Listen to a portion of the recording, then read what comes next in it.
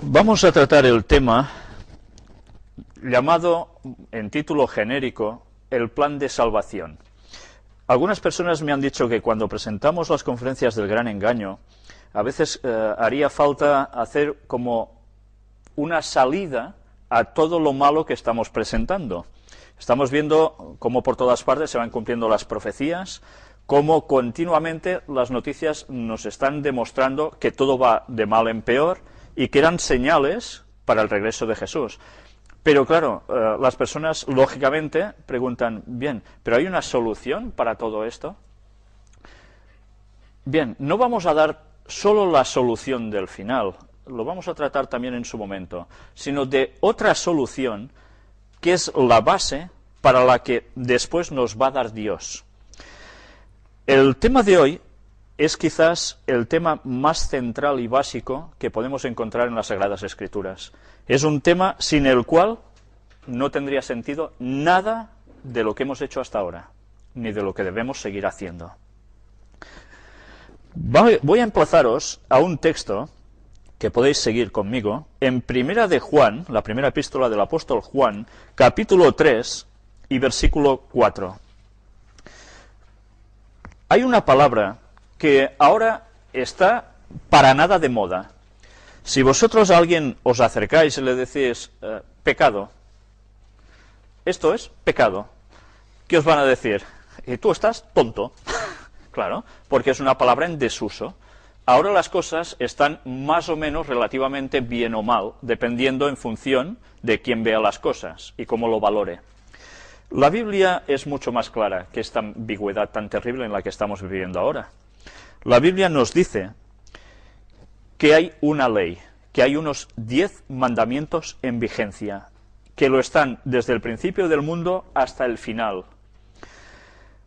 Cuando decimos que en la Biblia se nos muestra que somos pecadores, se está diciendo que nosotros somos, ¿qué?, transgresores de la ley de Dios. Si no hay ley, no hay pecado. ¿Por qué creéis que la sociedad actualmente no quiere saber nada de la palabra pecado? Pues porque quieren despreciar que haya ley. ¿Entendéis? Pues bien, vamos a leer este texto. Primera de Juan, capítulo 3, versículo 4. Juan nos dice: todo aquel que comete pecado infringe también la ley, pues el pecado es infracción de la ley. Si hay pecado, es porque hay ley. Si no hubiese ley, no habría pecado. Cuando como humanos pecamos, porque todos hemos pecado, nos remitimos a un libro que es escrito por el apóstol Pablo, Romanos se llama el libro, capítulo 6, y en el versículo 23 nos dice algo que es la consecuencia de haber pecado.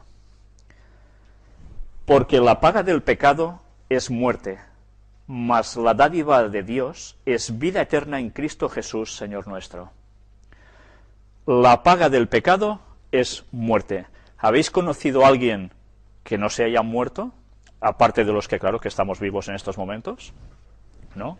Lógicamente, todo el mundo ha pecado. Por tanto, todo el mundo sufre la muerte. Ha habido una transgresión de la ley de Dios y eso tiene una paga. Nos hemos separado de la fuente de vida que es Dios, por tanto, morimos. No tenemos inmortalidad innata. Dios es quien da la vida. Pero si nos hemos dado cuenta, en este mismo versículo nos dice que Dios hace algo extraordinario. Si por un lado morimos como consecuencia del pecado, Dios pone algo para mitigar este drama, realmente un drama extraordinario. El texto nos dice: mas la dádiva de Dios es vida eterna en Cristo Jesús, Señor nuestro.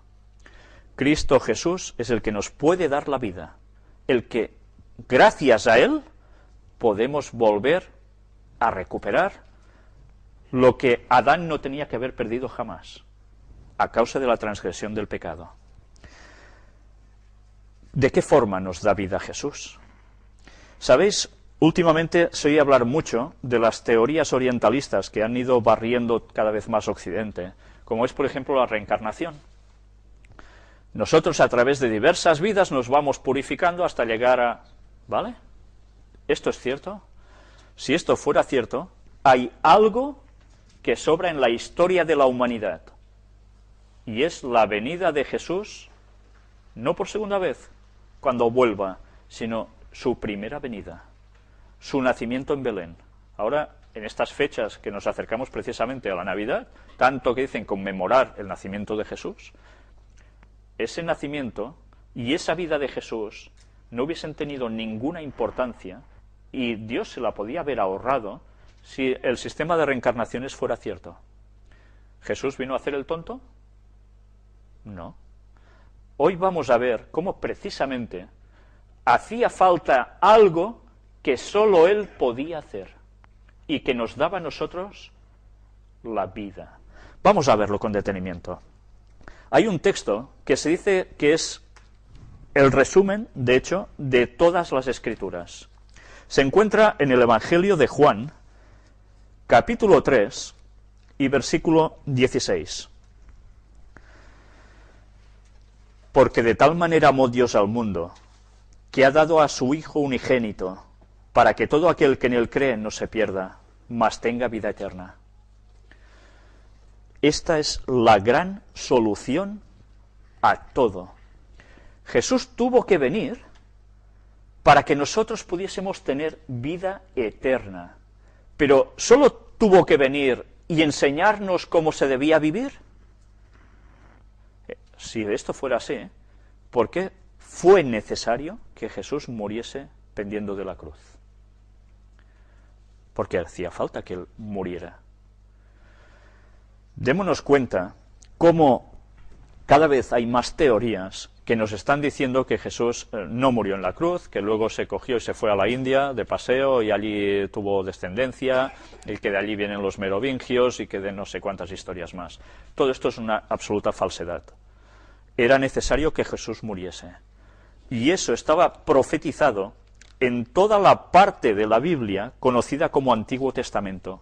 En numerosos lugares se hablaba de que vendría el Mesías y era necesario que padeciera grandes cosas y muriese, para que todos pudiésemos ser salvos.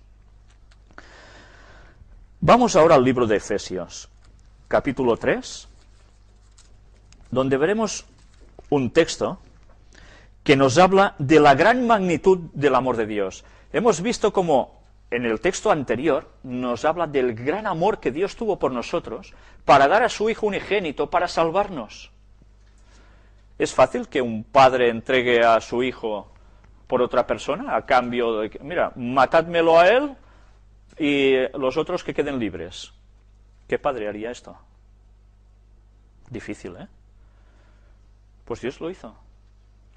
Y ese es el gran amor que no podemos llegar a entender y que estaremos por la eternidad estudiando. Cómo Dios puede amarnos tanto que es capaz de tener que hacer eso para que nosotros seamos salvos. ¿Creéis que si hubiese habido otra forma para conseguir la salvación, Dios no la hubiese utilizado? Evidentemente que sí. Pero no había otra. Ahora iremos explicando por qué debía ser así y no había otra posibilidad. Pero ahora antes vamos a analizar lo que nos dice Efesios, escrito por el apóstol Pablo, capítulo 3, versículos del 17 al 19.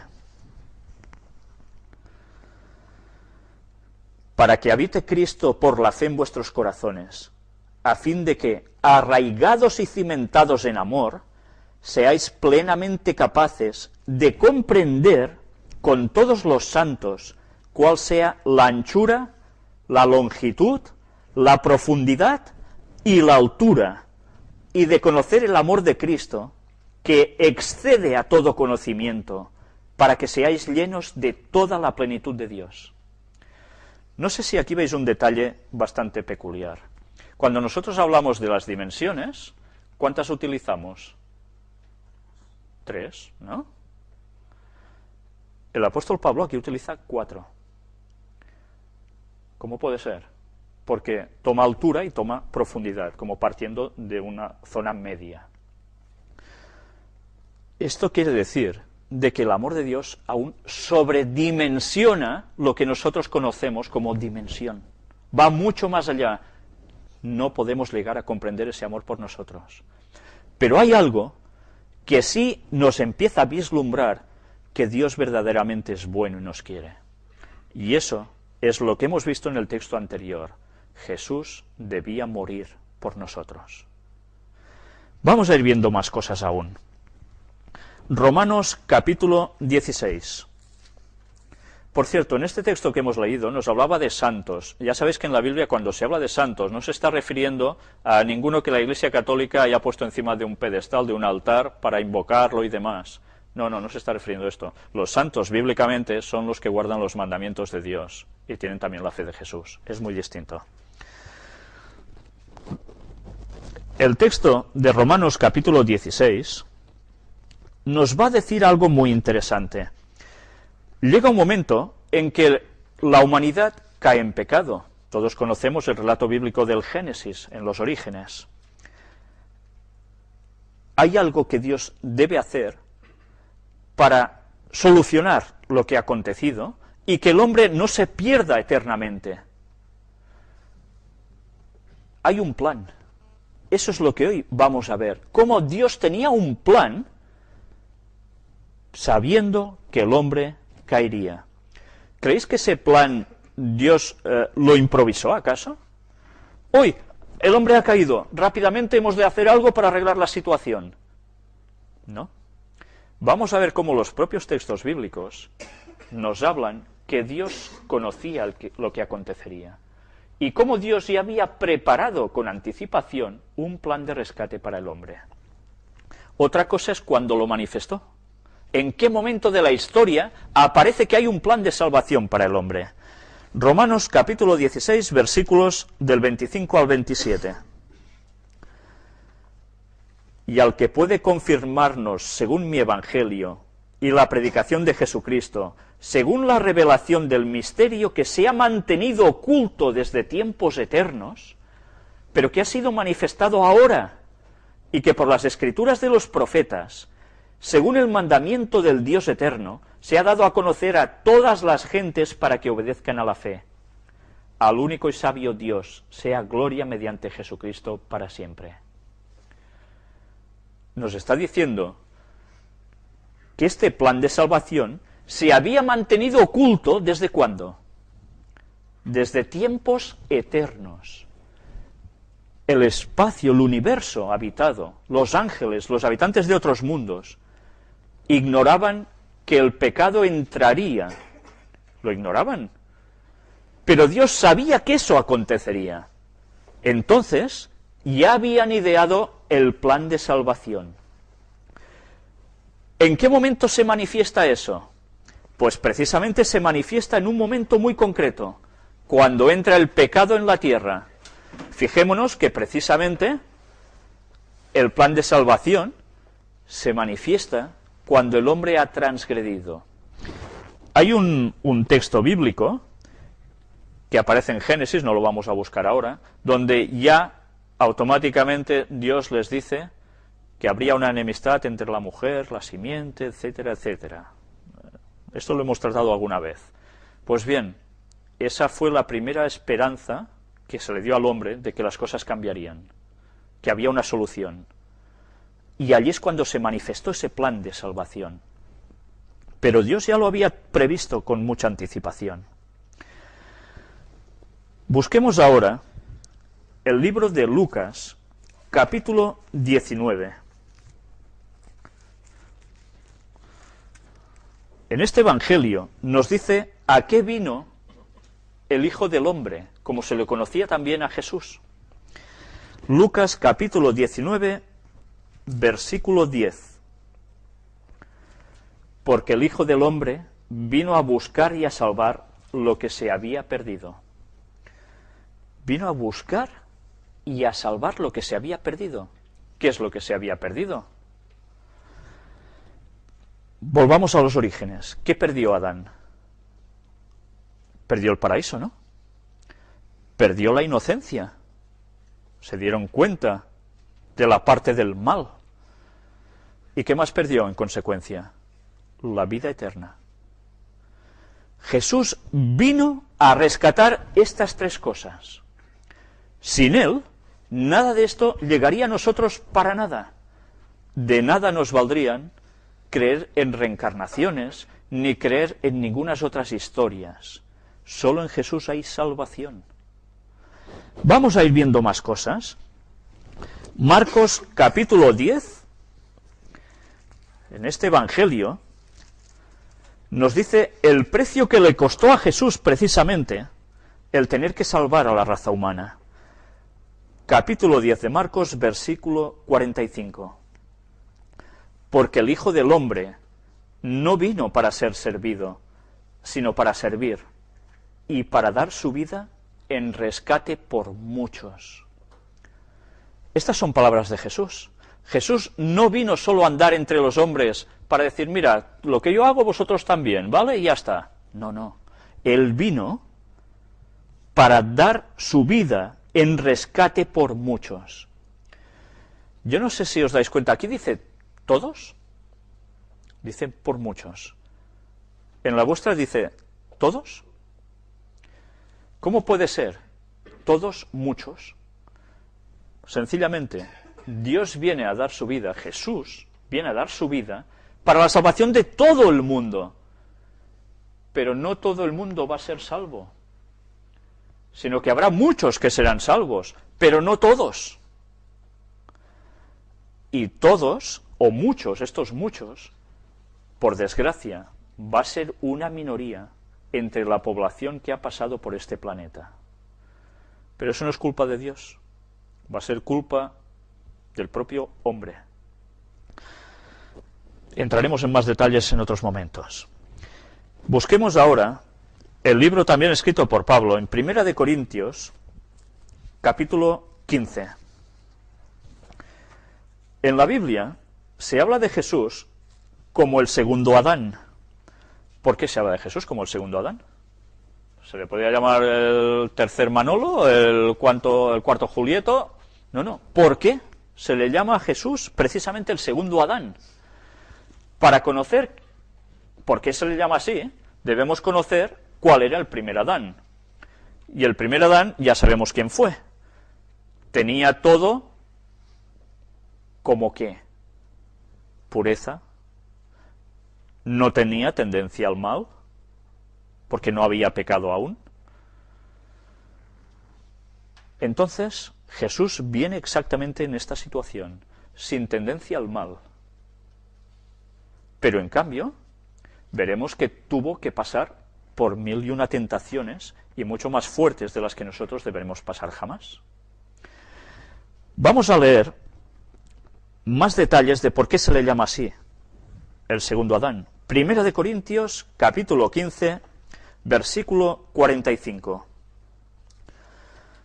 Así también está escrito, fue hecho el primer hombre, Adán, alma viviente, el postrer Adán, espíritu vivificante. Y el versículo 47 nos dice, bueno, leamos el 46 también, mas lo espiritual no es primero, sino lo animal, luego lo espiritual. El primer hombre es de la tierra terrenal, el segundo hombre, que es el Señor, es del cielo. Adán era hombre, fue hecho ¿por quién? Por Dios, sí. Pero ¿quién fue el que creó al hombre? Jesús mismo.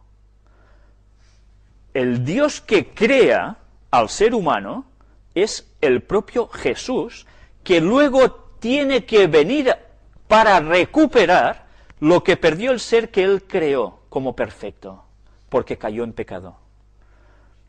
Jesús viene ¿de dónde? Del cielo, es el celestial. Pero él viene a recuperar todo lo que el otro, por desgracia, perdió, y en el que por más desgracia estamos todos inmersos. Hay gente que duda que Jesús fue el creador. Jesús no fue el creador, dicen. ¿Cómo dices eso? Bueno, es muy fácil. Los textos nos dicen que a través de él se creó todo, todo. Y esos son textos bíblicos.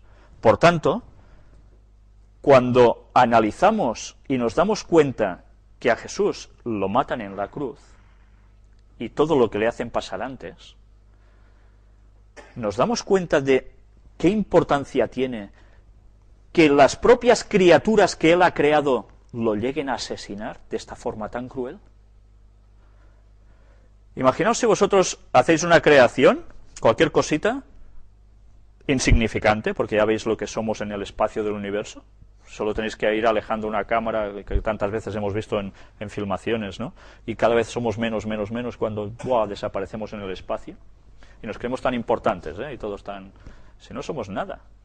Pero Dios nos valora de una forma tan asombrosa que se acerca hasta donde estamos nosotros y viene a morir por las criaturas que él mismo hizo. Que la criatura que vosotros habéis acabado de crear, al cabo de nada se rebele contra vosotros, que nada podíais hacer así y se acabó la criatura y fuera problemas. Pues él no. Él no hace eso. Como tampoco lo hizo con Satanás cuando se rebeló. ¿Por qué? Muy fácil. Si él hubiese terminado automáticamente con la vida de Satanás cuando se rebeló, o con el propio Adán y Eva, ¿qué hubiesen dicho los habitantes de todo el universo? Los ángeles que aún eran fieles a Dios, por ejemplo, ¿qué hubiesen dicho? Caray, pues tú, si aquí dices algo que es contrario a lo que Dios dice, ñaca, ya estás, terminan contigo.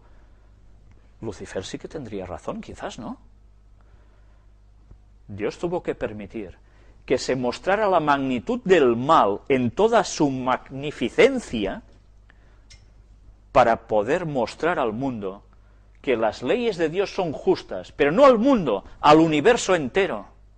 Dios tuvo que aguantar, y aún lo está aguantando, todo para que quede claro que el príncipe de este mundo, Satanás, que influyó para el primer pecado del ser humano, es un déspota malvado. Y esto no son bromas.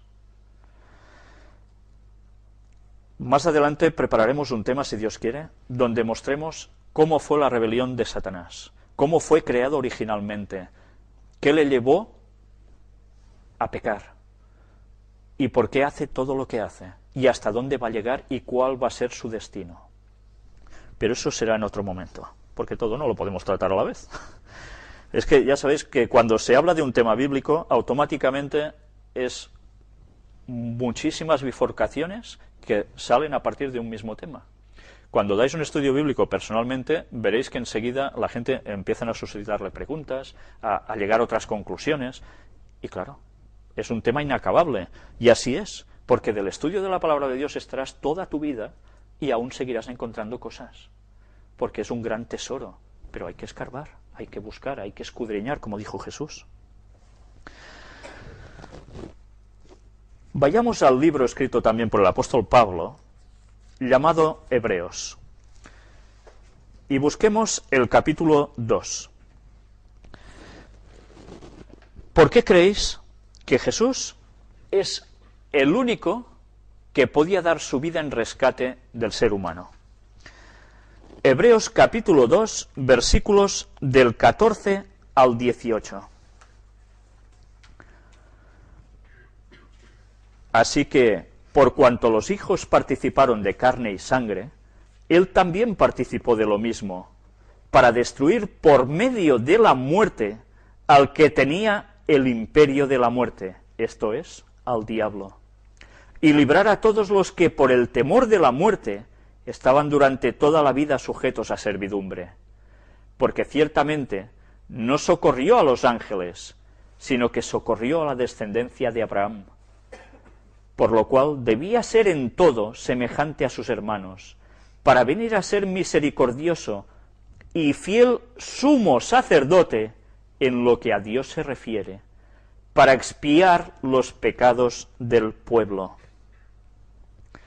Yo no sé si aquí os habéis dado cuenta de algo muy interesante. Bueno, finalizamos con el versículo 18. Pues en cuanto él mismo padeció siendo tentado, es poderoso para socorrer a los que son tentados. Aquí nos dice que Jesús no vino a socorrer a los ángeles, vino a socorrer a los hombres.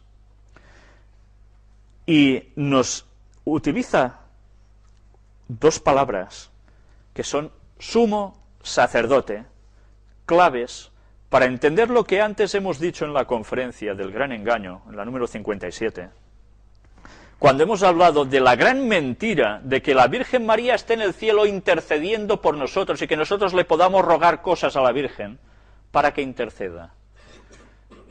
Vamos a ir viendo cómo esto es otra gran mentira del catolicismo. Hay un sumo sacerdote. ¿Qué hacía el sumo sacerdote? Para saber qué hacía el sumo sacerdote, debemos remontarnos al Antiguo Testamento y ver el proceso que hacían cuando iban con un tabernáculo, con una tienda que montaban y desmontaban por el desierto, que después terminó siendo templo ya fijo, por 2 veces porque fue destruido. El sumo sacerdote era el que dirigía al resto de sacerdotes, era el jefe de todos ellos, pero era el que hacía una función que sólo él podía hacer. Y esa función era que él entraba en ese tabernáculo, que estaba dividido en 2 compartimentos, llamado el lugar santo, después el lugar santísimo, donde había el arca de la alianza, con los 10 mandamientos de Dios, el maná, la vara de Aarón que reverdeció, y donde se manifestaba la gloria de Dios, la Shekinah, precisamente encima del propiciatorio, de la tapa que cubría el arca, con los 2 querubines labrados que extendían las alas el uno al otro mirándose. Allí se aparecía la gloria de Dios. Y el sumo sacerdote era el único que podía penetrar allí una vez al año. Y lo hacía con sangre de una víctima. No humana, una víctima de un animal. Iba hacia el propiciatorio y esparcía esa sangre, salpicándola encima. Con eso se estaba haciendo una profecía que debía hacer que el pueblo de Israel supiera que una víctima inocente, como era ese animal, que no tenía ninguna culpa, al cual se le ponían las manos encima en transmisión o como símbolo de transmisión de pecados sobre la víctima inocente, debía morir esa víctima inocente para que el transgresor del pecado fuese salvo. Eso simbolizaba que deberían tener presentes que durante muchos años debían hacer eso, hasta que finalmente el Mesías apareciera en la historia de la humanidad. Porque el Mesías era el ser inocente, que sin tener culpa de nada, moría para que el pecador fuese salvo. Hay gente que dice, qué atroz era ese Jehová del Antiguo Testamento que hacía matar animales para esto. No se hacía porque sí, se hacía con la función de que ese pueblo duro de cerviz tuviera presente en unas imágenes constantes, diarias, y en ese acontecimiento anual, el hecho de que tarde o temprano el Mesías vendría del linaje de ellos, del linaje de Abraham, y que gracias a eso seríamos todos salvos. Por tanto, conviene recordar las cosas y saber, antes de poder decir, es que Jehová era un malvado. Los pueblos que aparecen en el Antiguo Testamento no sacrificaban animalitos tan solo. Si los sacrificaban era para apaciguar la ira de los dioses, decían. Especialmente de algunos que ya sabemos que son la personificación de Satanás directamente. Pero no se conformaban solo con sacrificar animalitos. Sacrificaban a sus propios hijos. Eso era crueldad. Satanás, una vez más, hizo la parodia de lo que Dios había pedido y se lo pasó a su terreno, siempre plagiando, copiándolo de Dios, desvirtuando el hecho hasta llegar a la gente, llevarla a todo lo contrario. Una vez más, siempre haciendo lo mismo Satanás. Jesús tuvo que ser Él el que interviniera para rescatar. Él había creado al hombre. Él era puro. El hombre había sido puro. Por tanto, podía ser el segundo Adán. Pero es que él era el mismo que había dado la ley. él, como Dios, podía estar ofendido por la transgresión de la ley.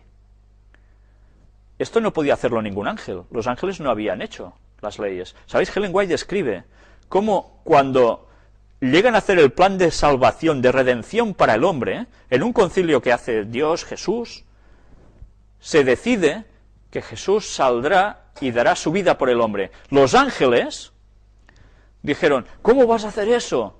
Yo me entregaré. No, yo. Todos querían entregar su vida para que Dios no hiciera eso. Y Jesús dijo, vosotros no podéis hacer eso. Yo he hecho la ley. Yo estoy ofendido porque ha habido la transgresión. Pero vosotros no habéis creado al hombre y yo sí. Yo me voy a poner en lugar del hombre, como hombre, para demostrar que como hombre la ley se podía guardar. Y Jesús no pecó. Y los ángeles aceptaron eso por fuerza, porque no les quedaba otra. Pero ellos, gracias a eso, están entre nosotros para ayudar en todo lo posible a la función que Jesús hizo, de morir en la cruz por nuestra salvación, y para ayudar en que nosotros podamos seguir por los caminos de Dios hasta el regreso de Jesús. Y esa función la hacen con toda la mayor agradabilidad posible. Verdaderamente ellos son felices de hacer esto. Pero ya sabemos que el diablo también actúa. La lucha sigue estando. Vamos a ver otro texto. A ver, que me he perdido. Vamos al libro, de Primera de Timoteo, capítulo 2. Esta otra epístola, también escrita por el apóstol Pablo. Es una epístola preciosa, tiene dos partes, por eso está en Primera de Timoteo, Segunda de Timoteo.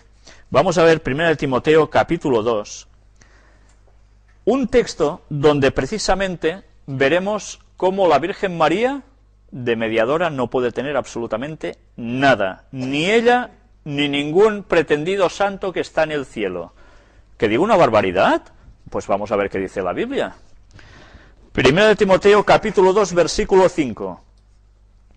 Porque hay un solo Dios y un solo mediador entre Dios y los hombres. ¿Quién es? Jesucristo hombre. No hay más mediadores. ¿Dónde está entonces lo que hemos mostrado en la conferencia 57? Que el Vaticano no para de decir que la Virgen Inmaculada es nuestra mediadora y a la cual debemos rogar. Eso es transgredir la palabra de Dios, es ir contra la palabra de Dios. Pues esa creencia la están teniendo millones de personas, porque por desgracia no buscan en sus Biblias y leen por sí mismos, no conformándose con lo que les dicen desde un púlpito, desde una misa o desde cualquier otro lado. La salvación está aquí, no nos la van a dar los hombres. Y si la gente se fía solo de tradiciones, pues va bien mal va precisamente, porque es contraria esa tradición a lo que pone la Biblia. ¿Y cómo Juan Pablo II decía eso? ¿Y cómo ese otro papa hizo el dogma de la Inmaculada Concepción de María? ¿Cómo puede ser eso? Eso es mentir al pueblo. Pero debemos conocer la verdad, porque solo la verdad nos hará libres. Vamos a buscar otro texto. En el libro también de Hebreos, capítulo 4. Vamos a ver por qué Jesús es calificado para ser el intercesor del hombre. Hebreos capítulo 4, versículos del 14 al 16. Por tanto, teniendo un gran sumo sacerdote que traspasó los cielos, Jesús, el Hijo de Dios, retengamos nuestra profesión, porque no tenemos un sumo sacerdote que no pueda compadecerse de nuestras debilidades, sino uno que fue tentado en todo según nuestra semejanza, pero sin pecado.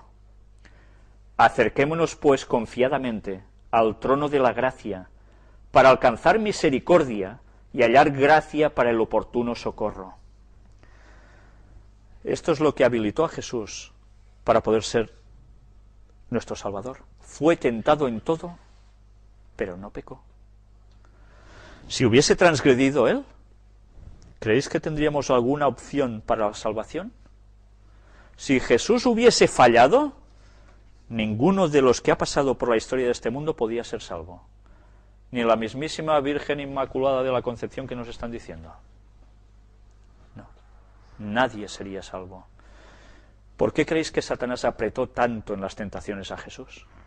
¿Por qué creéis que lo martirizó tanto y tanto y tanto?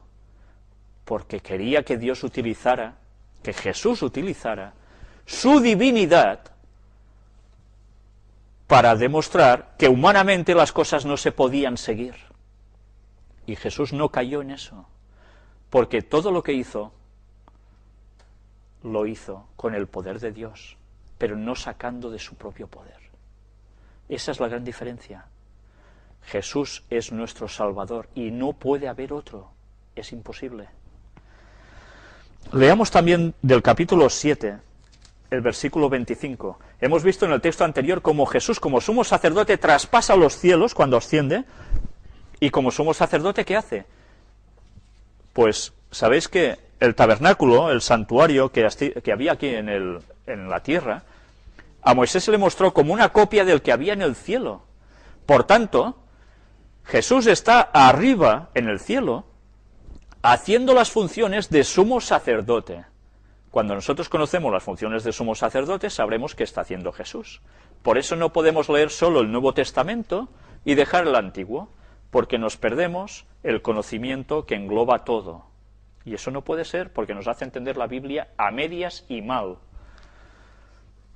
Jesús está intercediendo por nosotros aún ahora en el cielo. Pero eso se va a terminar, porque el tiempo se está acabando y después vuelve a buscarnos. Eso lo iremos viendo también, esa función que Jesús está haciendo allí en otro tema. Pero mientras vamos a leer Hebreos capítulo 7 y versículo 25.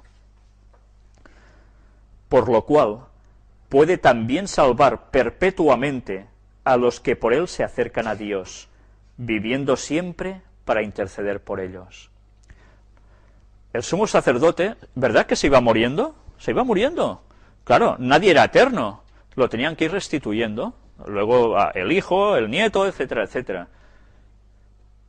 Jesús fue al cielo y como ser eterno no necesita sustituto.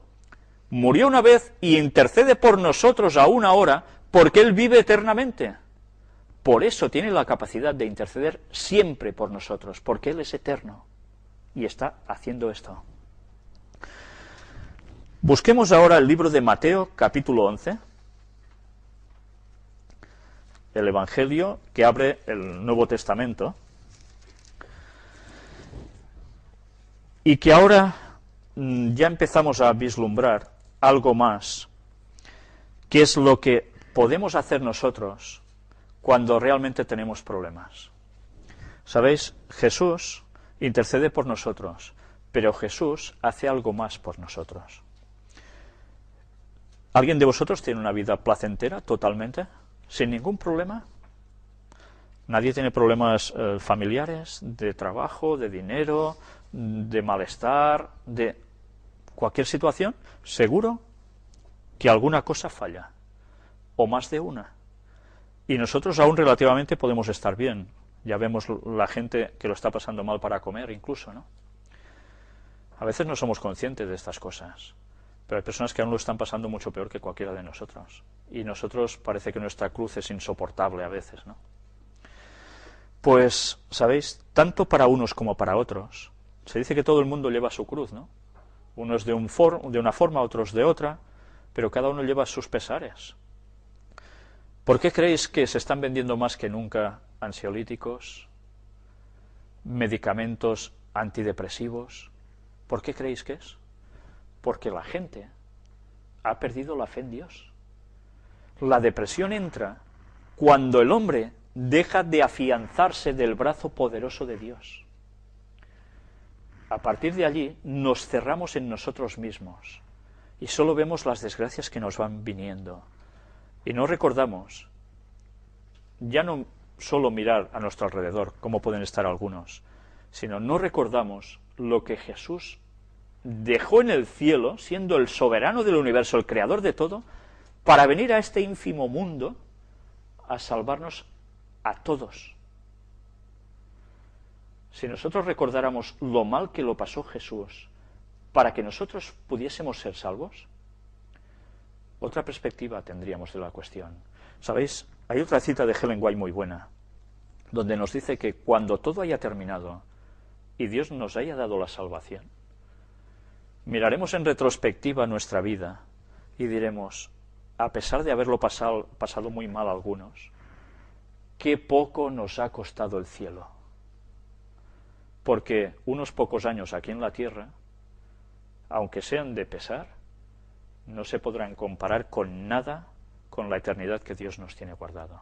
¿Cómo podemos comparar unos pocos años con la eternidad? Y con una eternidad perfecta, sin mal, sin dolor, sin nada de cosas que nos lleven a lo peor. Qué cambio, ¿eh? Qué cambio de vida va a haber. Pero mientras estamos tocando el suelo, y tocando el suelo tenemos pesares y problemas. ¿Creéis que Dios se ha desentendido totalmente de su creación, como dicen algunos? No, Dios sí, generó aquí una vidilla, pam, y la célula fue creciendo y ya está, y se acabó. Algunos dicen esto, otros ya para nada hablan de Dios. Dios hizo algo maravilloso, y esa fue su muerte en la cruz. Y Dios nos da una solución a todos nuestros problemas, a todos. Vamos a verlo. Mateo capítulo 11, versículos del 28 al 30. Son unas palabras de Jesús maravillosas que todos podemos oír y abrazar. Venid a mí todos los que estáis trabajados y cargados, y yo os haré descansar. Llevad mi yugo sobre vosotros, y aprended de mí, que soy manso y humilde de corazón, y hallaréis descanso para vuestras almas, porque mi yugo es fácil y ligera mi carga. ¿A quién debemos recurrir cuando tenemos problemas, cuando tenemos ansiedades, cuando lo pasamos mal, en cualquier circunstancia? A Jesús. Jesús puede ayudarnos porque vino a salvarnos y murió por nosotros. Por eso podemos recurrir a Él. ¿Sabéis? Aquí nos dice que su yugo es fácil y ligera mi carga. ¿Sabéis? Estas palabras deberíamos retroceder a los países del Medio Oriente para saber qué era un yugo para ellos. Ya sabéis que el yugo es eso que llevan los bueyes normalmente, que van aparejados uno al lado de otro, que van tirando de algo, que va arando. Si os habéis fijado, el jou, que diguem en català, ¿no? En catalán decimos el jou, el yugo. Aquí los que hay son iguales, tanto el de la derecha como el de la izquierda. Si habéis estado en alguna masía, en alguna casa de campo, veréis que a veces los tienen colgados, que aún hacen bonito, porque ya difícilmente esto se utiliza. Ahora hay tractores, ¿no? El yugo que se utilizaba aquí, los dos eran iguales. Las dos bestias que entraban allí hacían la misma presión. Pero los yugos en Medio Oriente eran muy distintos. Había uno que era normalito y otro que era distinto, un poco más grande. Porque había uno que era para el veterano y otro para el aprendiz. Y la bestia menor acompañaba a la veterana, pero el que tiraba no era la bestia pequeña, era el otro, el veterano. Y el otro iba aprendiendo e iba llevando el yugo con el otro, pero a él no le costaba mucho esfuerzo, porque la fuerza la había hecho el otro y la seguía haciendo el otro. El yugo de Jesús era este. Él es el que va tirando continuamente, y nosotros vamos allí y lo soportamos gracias a que Él nos arrastra. Qué diferencia, ¿eh? Pero vale la pena saber este matiz, porque esto nos da la comprensión de lo que Jesús sigue haciendo por nosotros aún ahora. Todos los problemas, todos nuestros pesares, todas nuestras cosas, se las podemos llevar a Él, porque Él no va a hacer oídos sordos. a todo lo que le pidamos. Pero para eso debemos orar. Y orar quiere decir estar en comunión con Dios, buscarnos nuestros propios fallos, meditar en lo que hacemos, analizar por dónde erramos y pedirle a Dios que nos cambie, que toque nuestro corazón, que nos haga andar el camino por el cual quiere que vayamos. Y a veces eso no es fácil, porque puede ser que haya cosas que nosotros acariciamos mucho y que no son buenas, y debemos sabernos desprender de eso. Pero Dios siempre nos va a ayudar. Jesús siempre está para escucharnos. Y desde aquí quiero aprovechar para decir que cualquier persona que tenga el problema que tenga, no busque en la desesperación su solución, sino que lo busque en la esperanza de Jesús.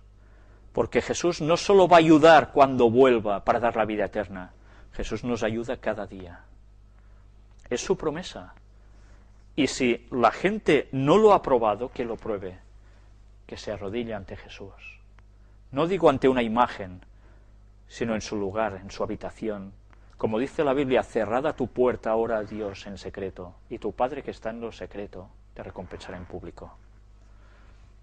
Pero debemos acostumbrarnos a tener como mínimo 3 veces la oración con Dios, como hacía Daniel de rodillas, cuando se levantaba al mediodía y por la noche. Y esa es la forma de mantenerse, aguantar lo que la vida nos lleva. Y tener siempre, como decía el apóstol Pablo, la capacidad de estar con el pensamiento en orad sin cesar. En cada momento con esa conexión con Dios. Claro que podemos seguir haciendo cosas durante el día, por supuesto, pero debemos tener esa conexión continua con Dios. Y Dios hace auténticos milagros aún en las personas. Y cuando nosotros no tenemos puerta de salida, Dios nos la abre. Pero debemos confiar en Él, y Él lo va a hacer, es su promesa. No vino a morir porque sí Jesús.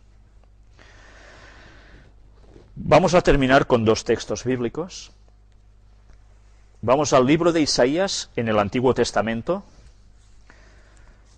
un libro donde hay muchas profecías mesiánicas precisamente, profecías de las que Jesús iría cumpliendo una por una en su vida. Y estas, ¿sabéis?, son las que más molestan a los judíos que no quisieron aceptar a Jesús, de las cuales se mofan, pero que no pueden negar que tuvieron su aplicación en Él. Y eso duele. Ojalá algún día se den cuenta de que ese Jesús era el Mesías que sus dirigentes hicieron matar. Vamos a leer Isaías capítulo 1, versículo 18. A veces hay personas que dicen, yo he pecado de una forma que Dios no me puede perdonar, es imposible. Yo he asesinado, yo he robado, he maltratado, he hecho de todo. Dios no me va a perdonar. Y a veces no hace falta llegar a tanto. A veces cosas que nos parecen menos, que también son pecado, porque el pecado es transgredir cualquiera de los 10 mandamientos, la ley es un bloque, si cualquiera transgredir en un punto se hace culpable de todos, dice el texto bíblico. Pues bien, si nosotros pecamos, sea el que sea, a veces nos sentimos mal y decimos, ya es que ni voy a orar a Dios, ¿cómo voy a pedir perdón si yo sabía que hacía mal y aún he hecho el tonto así y he caído?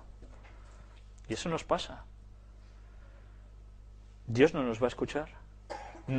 ¿Sabéis? La tentación de Satanás en esos momentos, cuando sabe que hemos pecado, es influirnos el pensamiento, o de sus ángeles caídos, de, mira, lo has hecho tan mal que ya te puedes olvidar.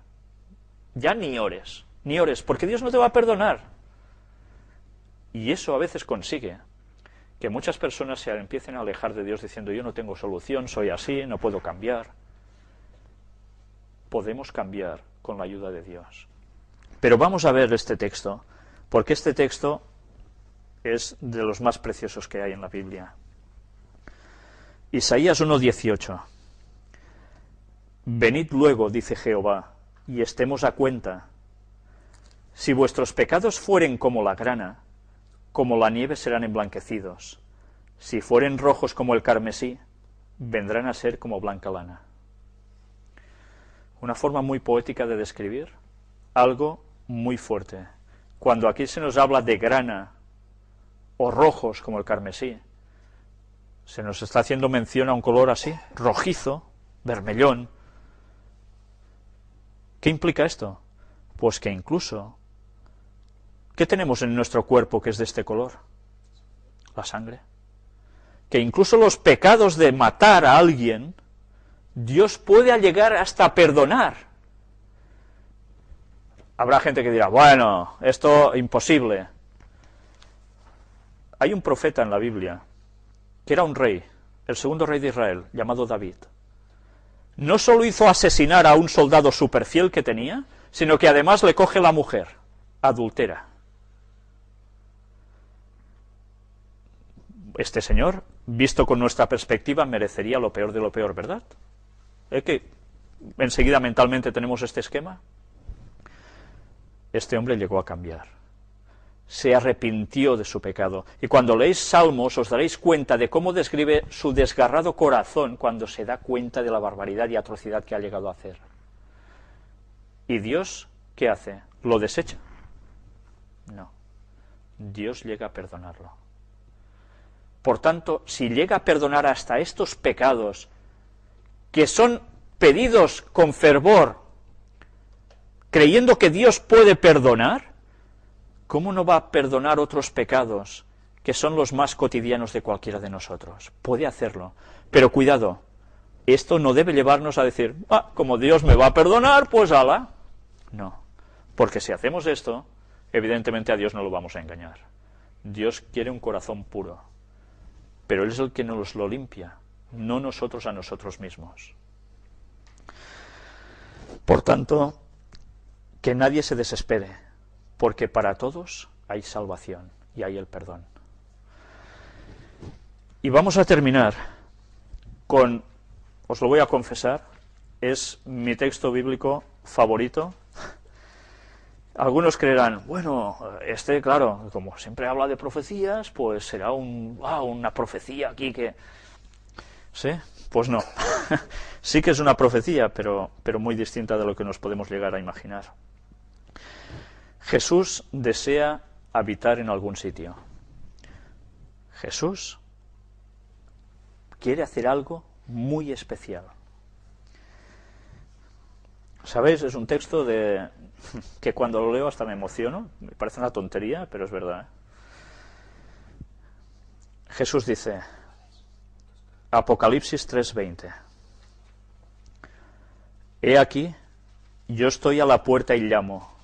Si alguno oye mi voz y abre la puerta, entraré a él y cenaré con él y él conmigo. Yo no sé si a vosotros os embarga este pensamiento, pero a mí sí. Jesús dice que está a la puerta. ¿Y qué hace? ¿Pasa por delante y ya está? No. La puerta se está refiriendo a nuestro corazón, a nuestra persona. He aquí yo estoy a la puerta. Se detiene. Con nosotros, con cada uno de nosotros. ¿Y qué hace? Yo estoy a la puerta y llamo. Y llama a todos. No llama, mira, este porque es guapo y este porque... Sí, no. No. Y llama al corazón de todos. Pero ¿qué pasa? Si alguno oye mi voz y abre la puerta, ¿qué quiere decir esto? ¿Quiere decir que hay personas que no oyen su voz? Pues lógicamente, hay personas que llega un momento que pueden no llegar a oír ni la voz de Dios, porque se han apartado tanto de Dios y han querido seguir así, que el Espíritu Santo se ha retirado ya de ellos. Y no pueden tener marcha atrás porque han pecado contra el Espíritu Santo. Pero esos son, por decirlo de modo general, aún excepciones. Eso llegará más en el momento final de la historia de la humanidad. Pero ¿por qué no podemos oír a veces la voz de Dios? ¿Por qué creéis? Porque a veces tenemos un aparato en casa, que como hemos visto en la conferencia 57, los judíos, ¿qué hacían? Cogían sus televisores y los tiraban, ¿no? Porque querían una reforma piadosa. Pues bien, esos chismes que tenemos en casa a veces pueden provocar que la voz de Dios no la oigamos. O quizás esos aparatos de música, o quizás esas lecturas, o quizás el salir por ahí a pasárselo bien de marcha y ya está, o esas bebidas, o esas drogas, o ese cualquier cosa. Y eso hace que la voz de Dios nos esté llamando y nosotros, como estamos con la cabeza tan hipnotizada por tantas cosas, no oigamos la voz de Dios. ¿Por qué creéis que a Satanás le interesa tanto motivar todo esto? Porque lo último que vamos a hacer es oír la voz de Dios. Cada vez nuestro cerebro está acumulando más y más ondas por todas partes. ¿Por qué creéis que hemos de ir a vivir al campo? ¿Por qué creéis que no debemos mezclarnos tanto con todo lo malo? Pues sencillamente para oír mejor la voz de Dios. Jesús, cuando quería hablar con su Padre, ¿dónde iba? ¿En medio de la plaza? ¿Allí en medio de la plaza del templo cuando había el gran alboroto? No. Jesús se iba al monte, a solas, y oraba en el silencio. ¿Cuántas veces impera el silencio en nuestras casas? ¿No veis continuamente las personas, sobre todo jóvenes, llevando aparatos en las orejitas para oír música continuamente? Mientras todo el rato van oyendo música, sus pensamientos no van mucho más allá. ¿Por qué creéis que interesa tanto a Satanás que la gente vaya a discotecas continuamente con decibelios súper altos? Porque nos va atrofiando la mente y la voz de Dios no puede penetrar del mismo modo. Pero aún y así Dios hace todos los esfuerzos para buscar a cada persona allí donde esté. Y eso lo hace gracias al sacrificio que Jesús hizo en su inicio. Pero dice que si alguno oye mi voz y abre la puerta, ¿y por qué no la abre Jesús? Si está allí, porque ya no entra directamente. Porque Dios no violenta a nadie. Satanás sí que quiere hacer eso, pero Jesús no. ¿Sabéis? Se narra una experiencia muy conocida en ámbitos religiosos de un pintor que está con su pincel haciendo una puerta muy bonita y se ve a Jesús llamando. Alguien, ya sabéis, cuando alguien pinta un cuadro que está en plena calle, siempre pasa el típico criticón que se queda mirando el cuadro y dice, sí, es muy bonito, pero te has dejado algo, ¿eh? Aquí falta un detalle. Imagínate la cara del pintor. ¿Cuál? Esta puerta tiene un fallo. Esta puerta no tiene para abrir. Desde la perspectiva de fuera. No tiene para abrir. El pintor le dijo, no es ningún fallo. Es que esta puerta solo se puede abrir desde dentro.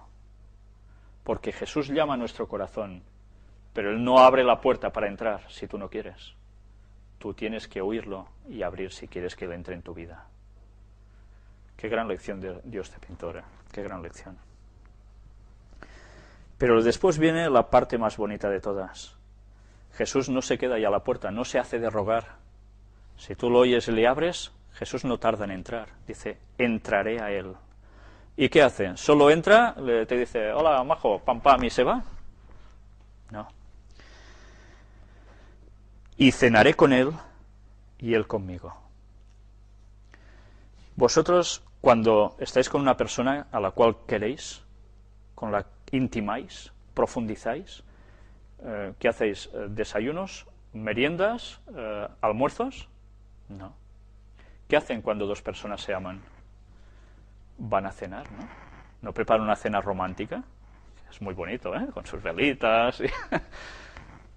Pero ese es el momento de intimidad. Ese es el mayor momento.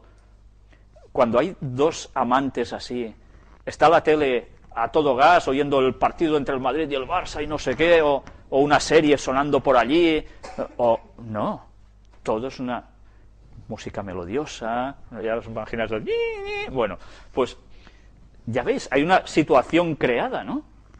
Pero es una situación de intimidad absoluta, de silencio, de miradas. de complicidad. Jesús se sienta a cenar, y se sienta a cenar con nosotros si queremos. Y en esos momentos, ¿no os ha pasado nunca de cenar con alguien y empezar a hablar, y empiezan a pasar las horas, y si normalmente nos acostamos a cierta hora, ese día la hora no importa, y seguiríamos aún más rato con esa persona? Pues imaginaros eso con Jesús. ¿Cómo debe ser eso? Pues esto es lo que Él quiere con nosotros. Quiere estar aquí. De nosotros depende que lo haga. El plan de salvación de Jesús requería que Él muriese por nosotros, para poder llegar a tener esta comunión tan íntima, porque busca nuestra salvación. Y llegó a morir por nosotros, sufriendo lo peor, porque Satanás apretó tanto como pudo, como jamás hará con ninguno de nosotros. Si Jesús llegó a soportar todo lo que describen los evangelios, fue porque Jesús vino con una naturaleza especial, con una fuerza física que no tenían los hombres de su época.